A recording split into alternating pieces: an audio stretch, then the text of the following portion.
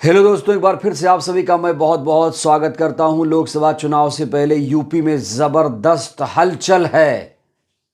बड़ा सवाल, क्या बीएसपी सुप्रीमो इंडिया गठबंधन में शामिल होंगी?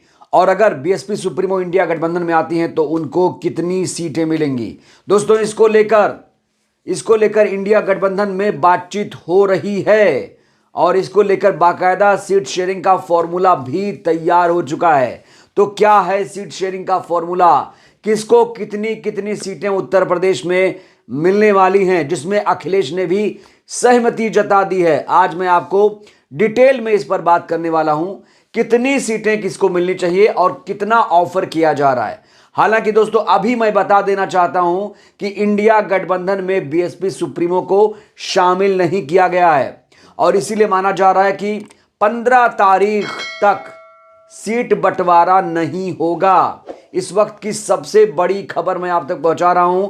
15 जनवरी तक इंडिया गठबंधन का जो सीटों का बंटवारा है उत्तर प्रदेश में खास तौर से, वो अब नहीं होगा, होल्ड रखा गया है। इसकी सबसे बड़ी वजह है बीएसपी सुप्रीमो मायावती का जन्मदिन 15 जनवरी को है। 15 जनवरी को बीएसपी सुप्रीमो का 68वां जन्मदिन जन कल्याणकारी दिवस के तौर पर मनाया जाएगा। दोस्तों, लगातार कहा जा रहा है, जब से इंडिया गठबंधन की पहली बैठक 17 जून 2023 को हुई थी, तब से कहा जा रहा है कि ये जो गठबंधन है अधूरा है। बिना बीएसपी सुप्रीमो के आए ये गठबंधन पूरा नहीं हो सकता है। हालांकि बहुत सारी सियासी चीजें हुई, सियासी उलटफेर हुआ, अखिलेश यादव जी ने बहुत सारे बयान दिए, अब जाकर जो इंडिया गठबंधन है संतुलित नजर आ रहा है। इस वक्त की सबसे बड़ी खबर यह है कि मायावती जी को मनाने के लिए अखिलेश यादव ने अब अपनी पूरी ताकत लगा दी है। जी हां दोस्तों, पूरी ताकत लगा दी है, जी जान लगा दी अखिलेश यादव जी ने कि मायावती जी, जिन्हें वो प्यार से बुआ कहते हैं, उन्हें बबुआ कहा जाता है, कहा जा रहा है कि अब बुआ को लाने की कोशिश बबुआ कर रहे हैं और बहुत शिद्दत से कर रहे हैं। कहते हैं ना, किसी चीज को अगर पूरी शिद्दत से चाहो तो पूरी कायनात उस चीज को मिलाने की कोशिश में लग जाती है। और ऐसा लग रहा है कि 2019 में जिस तरीके से सपा बसपा में मेल था, वही मेलजोल फिर से पटरी पर आता हुआ नजर आ रहा है। तो दोस्तों, सीट शेयरिंग का फॉर्मूला क्या होगा? कितनी सीटें बसपा को मिल रही हैं, कितनी सीटें कांग्रेस पार्टी को, कितनी आरएलडी को और कितनी समाजवादी पार्टी को? जो सीट शेयरिंग का फॉर्मूला है वो तैयार है। चलिए मैं आपको बताता हूं किसको कितनी सीटें मिल रही हैं। सूत्रों के हवाले से दोस्तों आपको ये मैं बताने जा रहा हूं। फिलहाल जो उत्तर प्रदेश में सीट शेयरिंग का फॉर्मूला है वो कुछ इस तरह से है, जरा ध्यान से सुनिएगा दोस्तों। समाजवादी पार्टी को 33 सीट, जी हां दोस्तों, समाजवादी पार्टी खुद को कह रही है वो 33 से 35 सीट उसे चाहिए। वहीं बीएसपी को 28 से 30 सीटें देने की बात कही जा रही है। कांग्रेस पार्टी को 12 सीटें देने की बात कही जा रही है।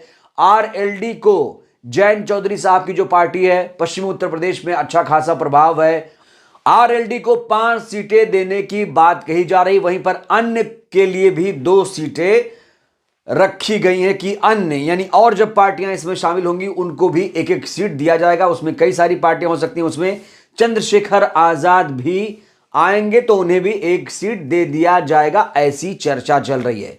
अब बड़ा सवाल, समाजवादी पार्टी ने यहां पर दावा किया है कि उसे 35 सीटें चाहिए, 30 से 35 सीटें समाजवादी पार्टी को चाहिए। और बहन जी के बारे में कहा जा रहा है कि मायावती जी को 25 से 30, 28 से 30 तक सीटें देने की बात कही जा रही है। अब बड़ा सवाल दोस्तों, देखिए, लोकसभा चुनाव के लिहाज से बीएसपी उत्तर प्रदेश में सबसे मजबूत पार्टी है। लोकसभा चुनाव में 2019 में बसपा का अच्छा खासा प्रदर्शन हुआ था, लेकिन अगर विधानसभा चुनाव का ट्रेंड देखें, 2022 विधानसभा चुनाव, तो उसमें अखिलेश यादव मजबूत लग रहे हैं। लेकिन यह है लोकसभा का चुनाव। दोस्तों, आपको यह भी याद दिला दूं कि जब समाजवादी पार्टी और बहुजन समाज पार्टी का 2019 में गठबंधन हुआ था तो 38 सीटों पर बीएसपी ने चुनाव लड़ा था, 37 सीटों पर समाजवादी पार्टी ने चुनाव लड़ा था और समाजवादी पार्टी से दोगुनी सीटें हासिल की थी बीएसपी सुप्रीमो ने। यहां तक कि दोस्तों, बहुजन समाज पार्टी ने 27 सीटों पर उसके जो उम्मीदवार थे वो सेकेंड पोजीशन पर थे, दूसरे स्थान पर थे। ये बहुत बड़ी बात है, अपने आप में फाइट में थे, टक्कर दे रहे थे भाजपा के तमाम उम्मीदवारों को। वहीं पर समाजवादी पार्टी को 2019 के लोकसभा चुनाव में मात्र 5 सीट हासिल हुई थी और इसलिए कहा जा रहा है कि बहन जी समाजवादी पार्टी से कुछ ज्यादा सीटों पर राजी होंगी। यानी अगर समाजवादी पार्टी को 30 सीटें दिया जाएगा तो बहुजन समाज पार्टी को 35 सीटें दी जानी चाहिए, ऐसी चर्चा फिलहाल चल रही है। लेकिन दोस्तों, जानकार कहते हैं, राजनीतिक विश्लेषक कहते हैं कि अगर इंडिया गठबंधन को मजबूती से लड़ना है तो वो सीटों के चक्कर में ना पड़े। अगर वाकई उसे यूनाइटेड होकर बीजेपी को हराना है तो उसे एक समझौते के तहत एक संगठन के तौर पर आगे बढ़ना होगा।